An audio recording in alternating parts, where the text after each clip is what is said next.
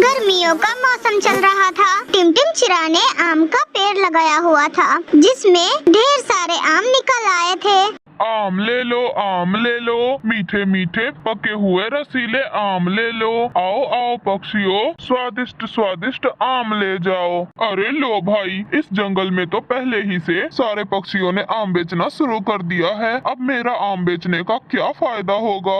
अरे क्या बात है टिमटिम भाई, तुम मुझे ऐसे क्यों देखे जा रहे हो? और मुझे ये तो बताओ कि तुम अपना आम कब से बेचना शुरू करोगे? अरे टिमटिम भाई, कहीं ऐसा ना हो कि तुम्हारे सारे आम खराब हो जाए। मैंने बड़ी ही मेहनत से उस आम के पेड़ को बड़ा किया है, ऐसे ही मैं थोड़ी ना बेच दूंगा अपना आम। मैं तो अपने आम को बहुत महंगे दामों में बेचूंगा।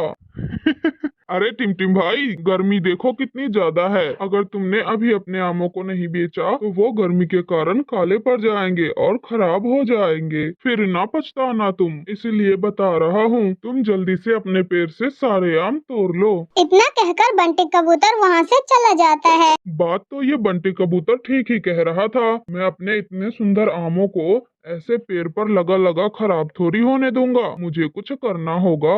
इतना कहकर टिमटिम चिरा अपने जिगरी यार उल्लू साइंटिस्ट के पास जाता है। अरे क्या हुआ टिमटिम दोस्त, तुम इतने परेशान क्यों लग रहे हो? अब मैं तुम्हें क्या बताऊं उल्लू दोस्त, मैंने बड़ी मेहनत से एक आम का पेड़ लगाया था और उसे बड़ा भी किया, लेकिन जब से उसमें आम निकले हैं तो उससे पहले ही जंगल के सारे पक्षी आम बेचने आ गए। और अब अगर मैं आम बेचने जाऊंगा तो मुझे उतना ज्यादा फायदा नहीं हो पाएगा।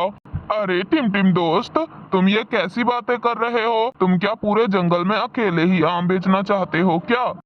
हाँ मेरे उल्लू दोस्त, मैं ऐसा ही चाहता हूँ, ताकि सारा पैसा मुझे मिले और सारे पक्षी भी मुझसे ही आम खरीदे और किसी भी पक्षी से नहीं। अरे टिमटिम मेरे दोस्त, तुम तो मेरे बचपन के जिगरी यार हो। काश कि तुमने पहले मेरे साथ अच्छे से मन लगाकर पढ़ाई कर ली होती तो आज तुम ऐसे यूं परेशान न घूमते। अच्छा चलो फिर कोई बात नहीं, मेरे पास तुम्हारे इस समस्या का भी समाधान है। हाँ उल्लू दोस्त, मुझे पता है तुम बहुत बुद्धिमान हो। तुम हमेशा मेरे समस्याओं का कोई न कोई उपाय जरूर निकाल लेते हो। तो बताओ क्या उपाय है? देखो टिमटिम भाई, मैंने एक ऐसी दवाई बनाई है कि जिसे छिड़कने पर हम अपने फलों को 4 महीनों तक एकदम ताजा रख सकते हैं। उससे सारे फल खराब भी नहीं होंगे। क्या वाकई में वो दवाई काम करेगा उल्लू दोस्त? अगर ऐसा है फिर तो मैं उस दवाई को अपने सारे आमों में डाल दूंगा और फिर जब सर्दी का मौसम आएगा तो मेरे सारे आम ठीक होंगे और मैं उन सारे आमों को जंगल में बेच दूंगा। तब तो किसी पक्षी के पास कोई आम होंगे भी नहीं, पूरे जंगल में सिर्फ मेरा ही आम बिकेगा।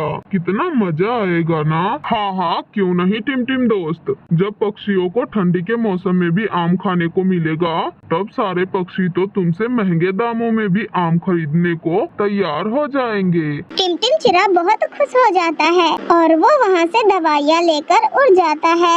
अगले दिन सुबह बंटी कबूतर की एक मुँह बोली बहन थी जिसका नाम टुनटुनी चिड़िया था। बंटी कबूतर अपनी बहन टुनटुनी चिड़िया से बहुत ज्यादा प्यार करता था। अरे मेरी प्यारी बहन टुनटुनी चिड़िया, अगर मेरी शादी हो जाएगी तो तुम ये ना समझना कि मैं तुम्हें भूल जाऊंगा।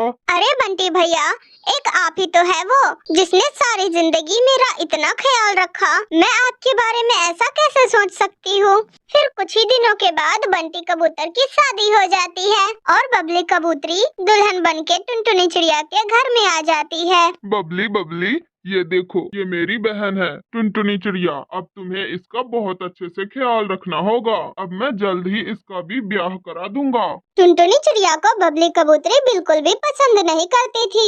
अरे और कितनी सारी बातें करेंगे, मैं बहुत थक गई हूँ बंटी जी, मुझे कमरे में तो लेकर चलिए। बबली कबूतरी गरीब घर से आई थी और कुछ दहेज भी नहीं लाई थी, मगर उसके नखरे तो आसमान को छू रहे थे। हे भगवान, क्या करूँ मैं इनका? शादी के तो अभी एक दिन भी नहीं गुजरे और कह दिया मुझसे कि मैं इनकी मुँह बोली बहन का अच्छे से ध्यान रखूं। इसका ख्याल तो मेरी जूती ही रखेगी। ऐसे ही कुछ दिन गुजर जाते हैं और एक दिन बबली कबूतरी टुनटुनी चिड़िया के कमरे में आ जाती है। हाय रे टुनटुनी, ये तुम्हारे कमरे में इतना सारा सामान किसका है? फ्रिज, एसी, पंखा, इतने सारे बर्तन, ये सब किसका है? अरे भाभी जी, ये तो मेरे दहेज का सारा सामान है। मेरे बंटी भैया ने आहिस्ता आहिस्ता करके दहेज का सारा सामान पूरा कर लिया है। इतने सारे सामान को देखकर बबली कबूतरी बहुत जल जाती है और वापस से अपने कमरे में चली जाती है। मैं भी तो अपने भाई की इकलौती बहन थी, मगर मेरे भैया ने तो इतना बकवास ये गिना चुना सामान दिया दहेज का। और इस टुनटुनी चिड़िया का नसीब तो देखो, मुंह बोली बहन होने के बाद भी इतना सारा दहेज मिल रहा है इसको। और अब तो बबली कबूतरी और भी ज्यादा टुनटुनी चिड़िया से जलने लग गई थी, जैसे अब तो उसकी नजर टुनटुनी चिड़िया के दहेज के सामानों पर लग गई थी। अरे टुनटुनी चिड़िया, घर में कोई फ्रिज नहीं है, रोजाना भोजन खराब हो जाता है और ऊपर से ये गर्मी तो देखो दिन पर दिन बढ़ती ही जा रही है। तुम एक काम क्यों नहीं करती? तुम अपना वो फ्रिज निकाल लो ना। अरे मगर भाभी, वो तो मेरे दहेज का फ्रिज है ना। हाँ तो दहेज का है तो क्या हुआ? तुम मुझे मना करोगी? मेरे ही पति के पैसों का वो सारा दहेज का सामान बना है और तुम मुझे ही नखरे दिखा रही हो। अरे नहीं नहीं भाभी, मेरा वो मतलब नहीं था। अच्छा, जो भी मतलब था तुम्हारा, जल्दी से वो फ्रिज निकाल कर रसोई में रखवा दो। बहुत गर्मी हो रही है यहाँ, मुझे ठंडा पानी पीना है। बस फिर टुनटुनी चिड़िया अपने दहेज का फ्रिज निकाल कर रसोई में रख देती है। आहा, कितना अच्छा लग रहा है ठंडा ठंडा पानी। मेरे भाई ने मुझे दहेज में फ्रिज नहीं दिया तो क्या हो गया? अब मैं उस टुनटुनी चिड़िया का सारा दहेज का सामान निकाल कर इस्तेमाल कर लूंगी। अब आगे की कहानियाँ देखने के लिए इस वीडियो को लाइक जरूर कर दे। फिर बबली कबूतरी दोबारा से टुनटुनी चिड़िया के कमरे में चली जाती है और वहाँ जाकर टुनटुनी चिड़िया के दहेज का एसी उठा लेती है। अरे भाभी, अगर आप मेरे दहेज का सारा सामान इस्तेमाल कर लेंगे तो भैया तो मुझे बहुत डांटेंगे और फिर वो दोबारा से ये सारा सामान कैसे खरीद कर ला कर देंगे मुझे। देखो टुनटुनी, ये सारा का सारा सामान मेरे पति के पैसों का है। एक तो तुम उनकी मुँह बोली बहन बन गई और ऊपर से तुम मुझे सुनाती रहती हो। अगर दोबारा जो तुम मुझे टोकी तो मैं इन सारे सामानों में आग लगा दूंगी। बेचारी टुनटुनी चिड़िया अब बोलती भी तो क्या, वो चुप हो जाती है। बस फिर अब क्या, एक एक करके ऐसे ही बबली कबूतरी टुनटुनी चिड़िया के सारे सामानों पर अपना कब्जा कर लेती है। अरे बबली, ये हमारे कमरे में इतना सारा सामान कहाँ से आ गया? एसी, पंखा और ये फ्रिज, तुम तो ये सब सामान अपने दहेज में नहीं लेकर आई थी। अब बंटी जी, ये सब सारा सामान मेरे भैया देकर गए हैं। वो मुझे दहेज नहीं दिए थे ना, तो ऐसे ही आहिस्ता आहिस्ता करके दे रहे हैं सारा सामान। अच्छा, तो ये बात है। मगर बबली, मैंने तो अपने साले साहब को ये सब देने के लिए मना किया हुआ था ना। हाँ, कितने चालाक बन रहे हैं ये। खुद तो अपनी मुँह बोली बहन को ट्रक भर के दहेज का सामान दे रहे हैं और मेरे भैया को सामान देने के लिए मना कर दिया। ऐसे ही एक महीना गुजर जाता है। मैं एक काम करती हूँ, मैं कहीं जंगल में जाकर नौकरी कर लेती हूँ और फिर उन पैसों से मैं अपना दहेज का सारा सामान दोबारा से बना लूंगी। इस तरह से तो भैया को भी कुछ भी नहीं पता चलेगा कि भाभी ने मेरा सारा सामान इस्तेमाल कर लिया है। ये सारी बातें पीछे बैठा बंटी कबूतर सुन लेता है। क्या टुनटुनी, अभी तुमने क्या कहा? जरा फिर से कहना। भैया कुछ नहीं, मैंने कहा कुछ कहा अभी नहीं टुनटुनी, मैंने सुना कि बबली ने क्या किया। मैं अभी बबली से बात करता हूँ। अरे बबली, हिम्मत कैसे हुई तुम्हारी मेरी बहन का दहेज इस्तेमाल करने की? अरे बबली, ये बेचारी अनाथ है, तुम कुछ तो ख्याल कर लेती इसका।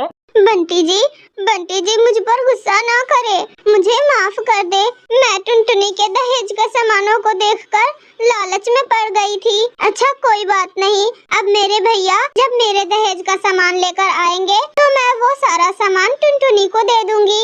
अब तो खुश हो जाइए आप, मुझे माफ कर दीजिए।